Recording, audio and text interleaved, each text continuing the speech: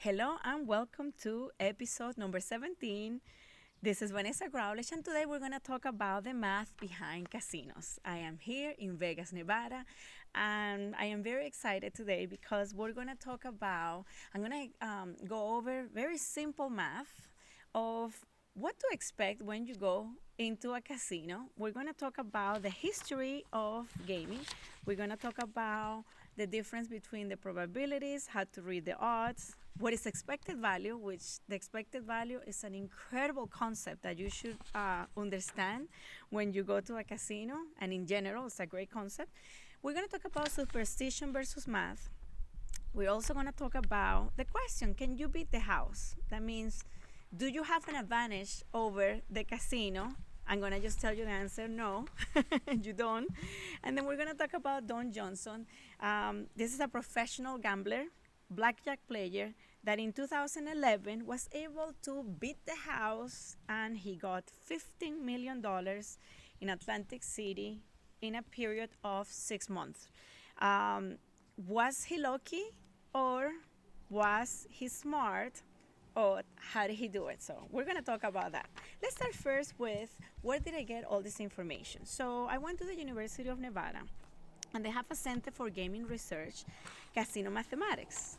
And there, Professor Bob Hannon, which he's a professor of risk analysis and gaming at University of Denver, and he wrote this book called Practical Casino Math. Incredible book, where he wrote the book not for the players but for the casino managers. He discusses basically the math behind casinos and how casinos can be profitable. So all the math and all the analysis that you're going to see here is not for the player, but it's basically how can casinos make money. This is extremely important because casinos are very profitable, and this money also comes back to well, it's supposed to come back to the citizens in one way or another. So casinos are heavily regulated, and math is used to make sure that they are fair and honest.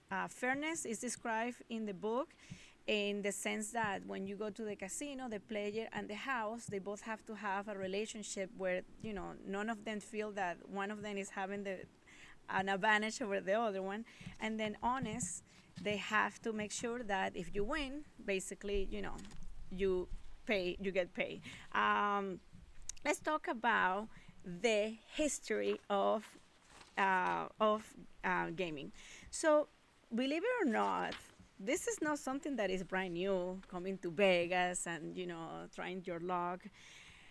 The relationship as humans, we love to basically play in a constant basis, right? So we don't think about it, but we're in a constant progress or process of going risk versus reward. We make decisions thinking, okay, well, rationally, we want to make decisions that have a very low risk and a high reward. And this is the reason why when you go to Vegas or when you go to the casinos and you see the slots, right, the machines, what do?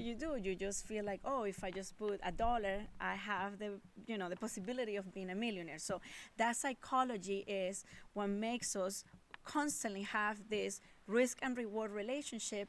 And how do we measure risk and reward? Well, we use probability for that. So this is the reason why probability is connected to the feeling of how much more I can win depending of my probabilities, or depending of the odds in favor or against whatever you are having a bet on. So let's start with the history of gaming. So Native Americans developed games and language, and this is from the book, that describe gambling. They believe their gods determined their faith. So basically, the book says that British colonization of America was partly financed doing lotteries. So I guess the founders of America, we have Ben Franklin, John Hancock, and George Washington. They used these lotteries to raise and then to operate each of the 13 colonies. So how do they do this? Well, they will go and they say, look, we're going to go ahead and do a lottery, right? Everyone puts a little bit of money, and then just exactly how, we're all going to benefit out of everyone just collaborating. So this is the beginning of what is called voluntary taxation. This is how the British colonization of America started. Between 1765 and 1806, Harvard College, Yale University, Columbia University, and even the American Revolution was founded using gambling, a lottery basically, where you will say, okay, I'll put some money, let's just see, how much, if I can win or not. So lotteries have been used literally from the beginnings of time. They have discovered, the book says that they have discovered dice in Egyptian tombs. So this is a nature. Naturally, we want to play it, like I said, and this is the reason why casinos are so profitable, because we go, we see the lights, and of course, there's a social cost with casinos that I would love to do a podcast and do the analysis of addiction and the social costs and the economics on this, because casinos do have to be regulated, and that's what we're going to talk about, because they can, we want to make sure that they serve their purpose. So let's start talking about probability. So as we talked before, we describe probability, and let's just go ahead and describe probability. Probability reflects how often we expect things to occur. I'm putting the formula in the screen. For example, let's say that you have the cars, right? And I'm just going to put like a simple example. We're not going to go crazy about math probability, but I just want you to do the basics. So let's say that you have all of these cars, right? You know that there are 52. I'm not going to count them, all of them, but there are 52 cars. They're all backwards. There are 52 cars. And let's say that I want the probability of getting a red car. Well, out of the 52, you're going to get 26. And that's when you say, okay, the probability of getting a red car is going to be 26 divided by 52. That's just a basic concept of probability. All what you're doing is you're saying, okay, what are my outcomes? Or basically, the outcomes is going to be the 52 because you have 52 cars. And then what are my favorable outcomes? Those are going to be the 26 cars because the other 26 are black. So probability, like I said, reflects how often we expect things to occur. Odds is another expression of probability. However, odds is when you want the relationship between a desired event and a non-desired event. So when we talk about odds, we say, so for example, I can say the probability of raining is 30%, the probability of not raining, then it has to be the complement, which is 70%, because 30 plus 7 is going to be 100. Now, odds is going to be the relationship between something happening against something not happening. So you can say my odds in favors are 3 to 1. That means the probability of something happening against the probability of something not happening. It's very important to know that all what the casinos do is probability. That means that when you go, for example, to the roulette, let's talk about the roulette. So you can, this is another example that I'm going to be putting on the screen. So for example, the roulette has 38 little slots, correct? And let's say that you want the probability of getting a double zero. Well, the probability of getting a double zero is going to be 1 out of 38. But let's say that you want the probability, this is a double zero roulette wheel, right? But let's say that you want the probability of getting a red, for example. Well, there are 18 little, red spaces. So that's the reason why the probability of getting a red is going to be 18 divided by 38. Notice that the probability of getting the double zero is much lower than the probability of getting a red. So you might look at this and you might be like, okay, well, that's easy. Why do I need to worry about probability if I'm going to be playing and I lose and then I win and then I lose and then I win? And this is the problem when people confuse superstition with math. So let's talk about the expected value. What is the expected value? Okay, the expected value in probability is going to be the following formula. It's the probability of something happening times how much you're going to, if you win, how much you're going to make, plus the probability of something not happening, or basically that you cannot win, times how much you can lose. All the expected values, as you can see in the screen, that's the formula. The expected value this is a very, very important concept in everything when it comes to finance and risk and rewards. For the casino, this is going to be called the house advantage. So let's do an example. Let's say, right, that I want to figure out the expected value of a game in the casino. And what I do is that I say, okay, the probability, let's just put an example right here. What is the probability of having a royal flush? Let's just say that you want to figure out the probability of having a royal flush. Well, a royal flush is a 10, it's a jack, it's a queen, it's a king, and then an ace. You have to have those 5 cards in poker in order to have a royal flush. But think of this, there are 52 cards. Out of those 52 cards, you're going to have 5 positions, right? 10, J, Q, K, A, or jack, queen, king, and the ace. And then from there, you're going to have you're going to have like 4 categories. In conclusion, in order to have, and I'm putting the probability right now, a royal flush is 4 over 2,598,960. Extremely small. So you can see that the casino understands this math.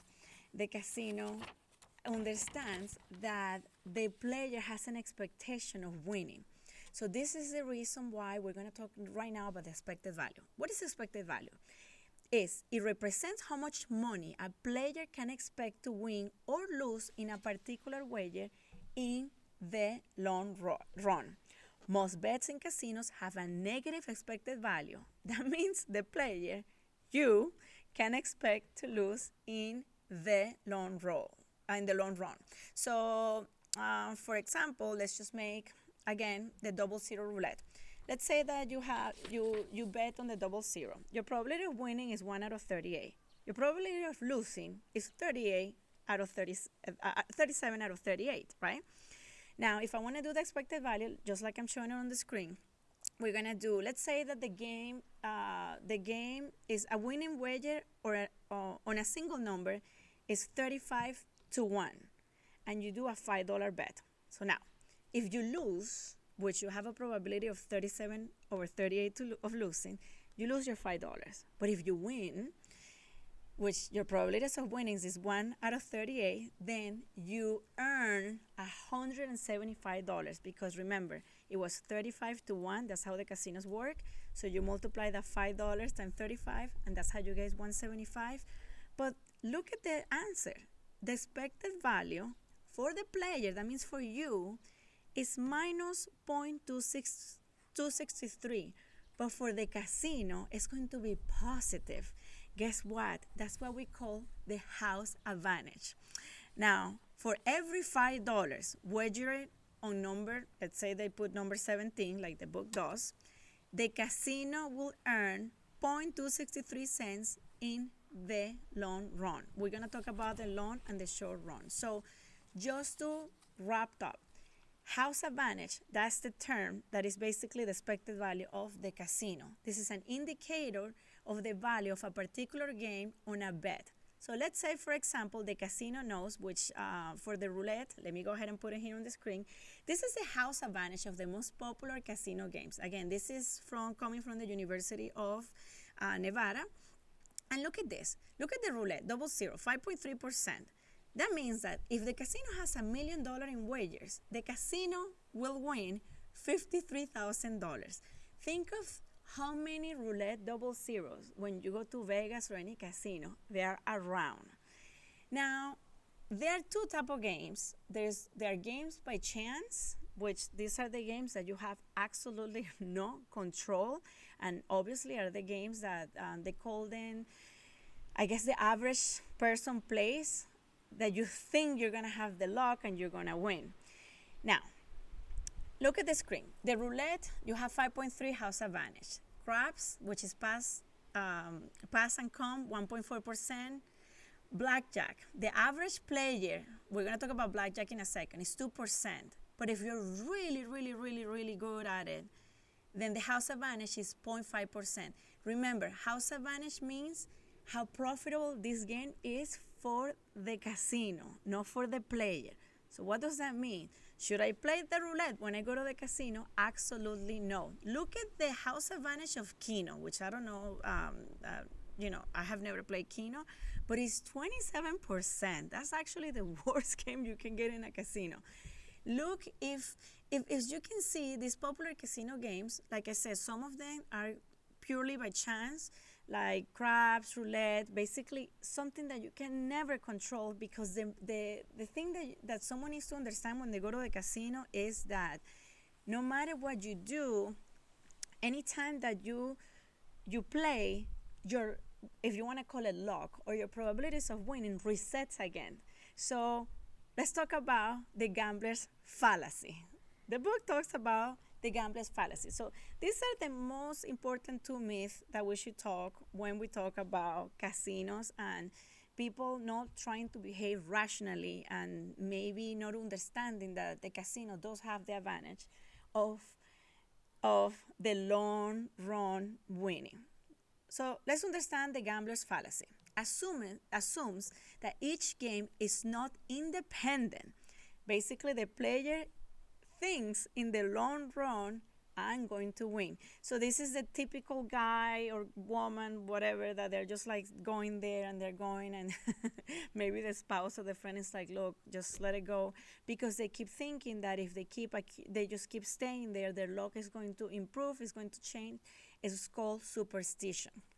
Now then we have the other one, which is called the martingale or doubling up progression. This is when the player keeps doubling to recuperate. It does not work. These two things are fallacies. You can do the math, and again, the casino will win in the long run. So now you can ask me, but Vanessa, okay, I go to the casino and I put $1, I did like this to the slot machine, and boom, I made $200-300.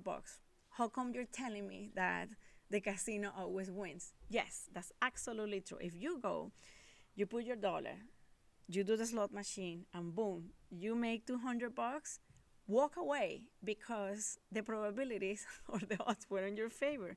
But guess what? The average player doesn't do that.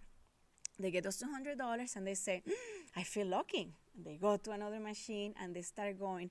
In the long run, you're going to start noticing that you're going to win, lose, win, lose, win, lose. And believe me, when you do what is called the law of large numbers, this means repeated trials, independent repeated trials, you're going to understand that statistically at the end, those $200 that you make at the beginning, if you did not walk away, you're going to lose them, because when you start doing the math, your expected value will be negative and the house advantage for the casino will be positive. So just so you know, slot machines have a house advantage. Remember, this is good. The higher the house advantage, that means the more profitable the game for the casino, but the worse for the player. Slot machines has a house advantage of 5% in Nevada, while in other areas, 8%. And listen to this, 70 to 75% of the gaming revenues come from slot machines. As soon as you get out of Vegas, Nevada, of the airport, the first thing you see is a slot machine. And it's just very interesting, because these are the games that you see mostly in all casinos. They're very profitable for the casinos and not so much profitable for the player. I want to talk about this quote. This is from Ambrose Bierce. I hope I'm pronouncing this correctly. Lottery attacks on people who are bad at math. So can you beat the casino? Can you say, let me go ahead and beat the casino? Well, Don Johnson, which this man understood the math of the casino, he was able to beat the house. Now, was it luck? Was it math? I think I do have to say it was a little bit of everything, because the timing was 2011. which maybe that could be a factor. I'm not saying that everything is just math and all that, because you do have a probability of something happening or not happening. But the reason why Don Johnson was able to beat the house is because he understood the rules. He actually negotiated with the casino, and he put mostly of the rules on his favor. He was able to determine mistakes that the player was making, the player, no, I'm sorry, the house was making, and he was able to, kind of have like a leverage, I will say. Uh, he won $50 million. I have the breakdown here of, let's see, he won, his total profits neared $50 million, and it really hurt casino profits. He was able to beat Tropicana out of nearly 6 million, Borgata out of 5 millions, and Caesar's Palace out of 4 million. He was obviously banned from the casinos, and I have to really like update myself more with this guy, Don Johnson. He seems pretty cool. But yes, Don Johnson was also, he was a manager too on a racetrack. So it wasn't like he didn't know what he was getting himself into and all that. So I got very interested on this topic because I feel it's just fascinating. I have never really cared too much about poker, but after coming to Vegas, I'm like, maybe I should start looking into that because it is fascinating. Poker, blackjack. Pokers and blackjacks are games that it does require skill. They require skill. They require practice, and it's not that easy. Become a professional poker player. I feel the casino industry is very important for society. It's also it's like alcohol, because casinos are heavily taxed, casinos are heavily regulated, like I said before, and they do bring a lot of money to society if everything is well done. So this is very important that we understand the math of casinos, that we understand how they're regulated, because casinos were, also founded by mafias and gangsters and drug money, which is, a good thing, a bad thing, a good thing of a bad thing. So it's pretty interesting how our nature of playing, our nature of figuring out the relationship between risk and reward is constantly being tested when we are in a casino. I hope you enjoyed today the math behind casinos. I was very fascinated about this topic. I will love to do a more instructional detailed video on this, but I felt that I just wanted also to build a video for anyone that wanted just to understand just the basics of math. Is it difficult math? No, it's not. If you are interested of understanding more about casinos and what is called game theory, what you need to start is understanding probability, understanding odds, and it's extremely interesting. Not only is interesting, it's just fascinating that you're able to understand, these numbers and just make the best choice, to put it that way. I hope you enjoyed this podcast. Thank you so much for listening. And again, live from Vegas, Nevada. I'll see you pretty soon back in Florida.